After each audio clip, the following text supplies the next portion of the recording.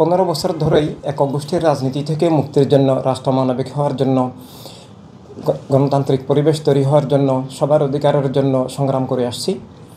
এবং বিগত সরকারের পতনের পর আমাদের আশা ছিল এই সরকার সবার অধিকার রক্ষা করবেন, গণতান্ত্রিক পরিবেশ ফিরিয়ে আনবেন, পক্ষপাত দুষ্ট হবেন না, পক্ষপাত মুক্ত হবেন, নির্দলীয় হবেন।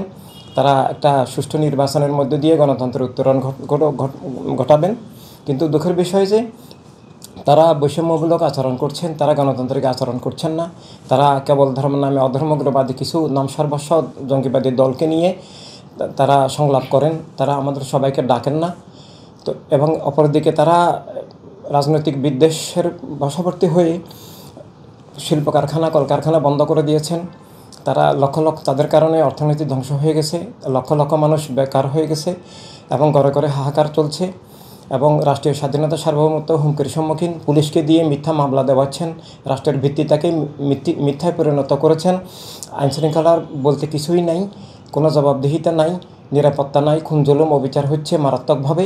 তো এই অবস্থায় আমরাই প্রথম, অন্য কোনো দল নয়, ওয়ার্ল্ড হিউম্যানিটেরিয়ান বিশ্ব ইনসানি বিপ্লব গত সেপ্টেম্বরেই প্রেস ক্লাবের সামনে প্রায় 20,000 ভাই বোনের সমাবেশ করে আমরাই প্রথম দাবি করেছিলাম যে অবিলম্বে নির্বাচন দিয়ে আপনারা চলে যান এবং নির্বাচনের জন্য যত দ্রুত সম্ভব জবাবদিহিমূলক জনগণের সরকার, প্রতিনিধিত্বশীল সরকার আসুক। আপনাদের কোনো জবাবদিহি নয়, আপনারা দেশ চালাতে ব্যর্থ হচ্ছেন এবং আপনারা গণতান্ত্রিক মূল্যবোধ রক্ষায় ব্যর্থ হচ্ছেন, আপনারা বৈষম্য করছেন। তো এরপরে আজকে অনেক মাস পর বিভিন্ন দল এখন নির্বাচন চাচ্ছে, আমরাও চাচ্ছি। আমরা প্রথম চেয়েছিলাম আগে সংস্কার হোক, তারপরে নির্বাচন হোক। কারণ প্রকৃতপক্ষে রাজনীতির সংস্কার ছাড়া কেবল নির্বাচনেও মুক্তি আসবে না, গণতন্ত্রের নামেও ধোঁকা হবে। আগে মানবতা রাজনীতি বুঝতে হবে, মানবতা বিরোধী রাজনীতি থেকে, এক গোষ্ঠী স্বৈর রাজনীতি থেকে মুক্ত হতে হবে। আমরা সেই সংস্কার প্রস্তাবও করেছিলাম, কিন্তু তারা সেটা শুনেননি। তাই যেহেতু তারা সংস্কার বুঝেন না, তারা সংস্কারের নামে বিশেষ কোনো দলকে ক্ষমতায় এনে দেওয়ার চেষ্টা করছেন, বিশেষ কোনো মতবাদকে কায়েম করার ক্ষমতার বলে চেষ্টা করছেন। তাই যেহেতু তাদের মাধ্যমে সংস্কার হবে না, তারা দ্রুত নির্বাচন দিয়ে একটা জবাবদিহিমূলক গণতান্ত্রিক সরকার আসুক, আমরা এখন সেটাই চাচ্ছি। তাই আমরা এই বছরের ভিতরে, ডিসেম্বরের ভিতরে অবিলম্বে নির্বাচন অনুষ্ঠিত হোক এবং আমরা সেই নির্বাচনের জন্য ডিজিটাল থাম নির্বাচন চেয়েছিলাম, অর্থাৎ যার যার মোবাইল থেকে যিনি ভোট দিবেন, এই অ্যাপসটা এখন এস্তোনিয়াতে আছে।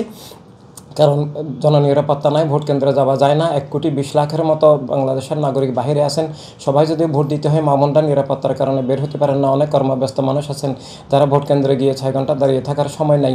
তাই যে ডিজিটাল নির্বাচনের মধ্যে দিয়ে একটা সুষ্ঠু নির্বাচন হোক এবং সেটাই দেশ রাষ্ট্রের, ধর্মের, জীবনের, গণতন্ত্রের মুক্তির জন্য অতি জরুরি অপরিহার্য বিষয় এই মুহূর্তে। কী কারণে ইউনূস সরকার ব্যর্থ বলে মনে হচ্ছে আপনার কাছে? ইউনূস সরকার আসলে তারা রাজনীতিবিদ নন, তারা রাষ্ট্র, জীবন, গণতন্ত্র সম্পর্কে অজ্ঞতার পরিচয় দিয়েছেন। তারা বৈষম্য করেছেন, তারা আইনশৃঙ্খলা রক্ষা করতে পারেন নাই, তারা জঙ্গিবাদকে প্রশ্রয় দিয়েছেন, তারা জনগণের সবার সাথে আলোচনা করছেন না, তারা একটা বিষাক্ত রাজনীতির ধারা বহন করছেন। এভাবে তারা আগের চেয়েও মারাত্মক স্বৈর আচরণ করছেন, বাক স্বাধীনতা নাই, মিথ্যা মামলা হচ্ছে। এভাবে তারা একেবারেই আগের চেয়েও মারাত্মক ফেসিবাদী স্বৈরদস্যুতার আচরণ করছেন এবং তারা রাষ্ট্রকে, জননিরাপত্তাকে, ধর্মকে, জীবনকে, গণতান্ত্রিক পরিবেশকে ধ্বংস করে দিয়েছেন। এখন কোনো নিরাপত্তা নাই, বাক স্বাধীনতা নাই, অনেক নিউজ হাউস পর্যন্ত বন্ধ হয়ে গেছে। এভাবে রাষ্ট্র দলীয়করণ হয়ে গেছে।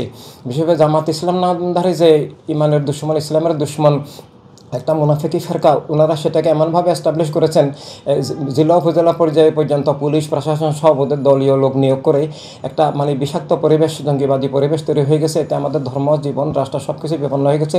তাই তারা দেশ চালাতে পারছেন না। ড্রাইভিং না জানলে ড্রাইভিং না করা যেমন উচিত, দুর্ঘটনা ঘটে, তারা সেটাই ঘটিয়ে ফেলেছেন এবং তাদের থেকে অবিলম্বে দেশ, রাষ্ট্র, জীবন, ধর্মের, মানবতার মুক্তির প্রয়োজন।